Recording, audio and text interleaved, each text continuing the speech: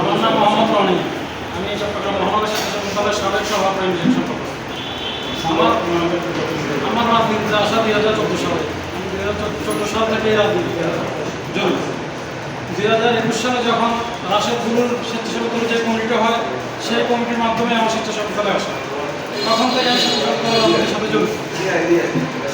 প্রায় 2023 সালে আমাদের একটা কমিটি হয়, যে কমিটিতে আমাকে আহ্বায়ক এবং রিপন সদস্য সচিব, আহ্বায়ক এবং থানা সদস্য সচিবের সাইন করে কমিটিটা মহানগর নেতৃবৃন্দের কাছে পৌঁছায়। কোনো এক অদৃশ্য কারণে এই কমিটিটা আমরা পাইনি। যাই হোক, কমিটিটা পাইনি, আমাদের আন্দোলন চলতেছে। আমরা আন্দোলন থেকে পিছপা হইনি। গতকালকে রাত্রে আমরা একটা দেখলাম ওয়ার্ড কমিটি আসছে, ওয়ার্ড থানা নগর সবগুলো আসছে। আমরা ওয়ার্ড কমিটিটা দেখলাম, যে ওয়ার্ড কমিটিটা আহ্বায়ক দেওয়া হয়েছে একজন সাবেক ছাত্রলীগ ক্যাডারকে, যার অহরহ আওয়ামী লীগের ছবি আছে। আমরা যখন আন্দোলন সংগ্রাম করি তখন ওরা আওয়ামী লীগের রাজনীতির সাথে রাজনীতির ব্যস্ত, তখন তারা ধান্দাবাদী নিয়ে ব্যস্ত। আর আমরা বিএনপির রাজনীতির সাথে অত্যাচারিত হইতেছি, মামলা খাইতেছি, হামলা খাইতেছি। আমার প্রায় 7টা মামলা।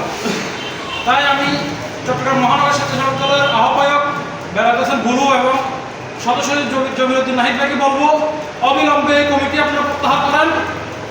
যদি প্রত্যাহার না করেন, আগামী 24 ঘন্টার মধ্যে আমরা আবার আন্দোলন রাখবো। প্রয়োজনে আমরা একখান রাস্তা ব্লক করবো, প্রয়োজনে আমরা প্রাঙ্গণে মিছিল করবো। এই কমিটি আপনারা 24 ঘন্টার মধ্যে প্রত্যাহার করবেন।